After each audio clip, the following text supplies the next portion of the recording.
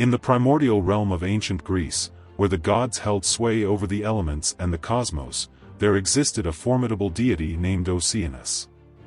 As the Titan god of the ocean, he commanded the vast expanse of water that encircled the world, a river of immeasurable depth and boundless expanse.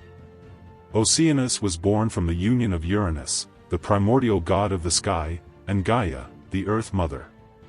He was a colossal figure, his form as vast and unyielding as the ocean itself.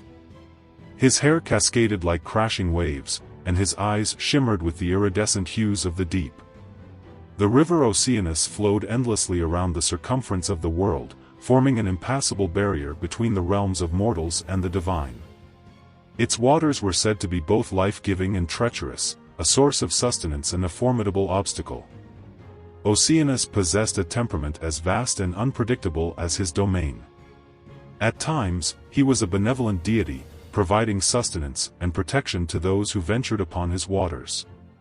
He was known to guide lost sailors and calm raging storms. However, Oceanus could also be a wrathful and unforgiving force.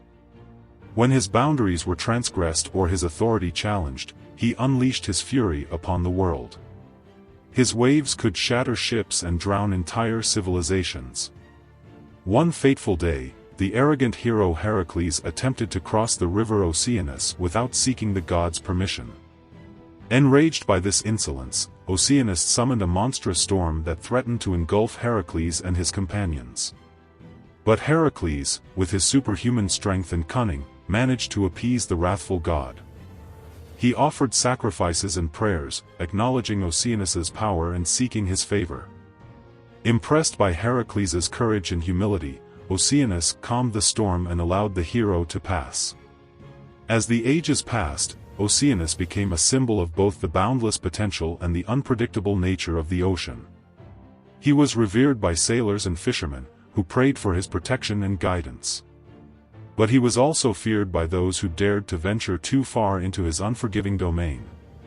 One day, a young woman named Eurydice was gathering flowers by the banks of the river Oceanus when she was bitten by a venomous serpent. As she lay dying, her beloved husband, Orpheus, descended into the underworld to retrieve her soul. Orpheus's music soothed the hearts of the underworld gods, and they agreed to release Eurydice on the condition that he not look back at her until they reached the surface world. But as they ascended, Orpheus's anxiety overcame him, and he turned to gaze upon his beloved. In that instant, Eurydice vanished, forever lost to the depths of the river Oceanus. Orpheus's grief was inconsolable, and he wandered the earth, his music forever tinged with sorrow. The story of Orpheus and Eurydice became a cautionary tale about the dangers of defying the gods and the unforgiving nature of the ocean.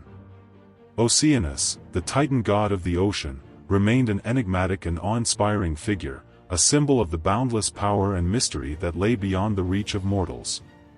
And so, the river Oceanus continued to flow endlessly around the world, a testament to the enduring power of the gods and the indomitable spirit of the human soul.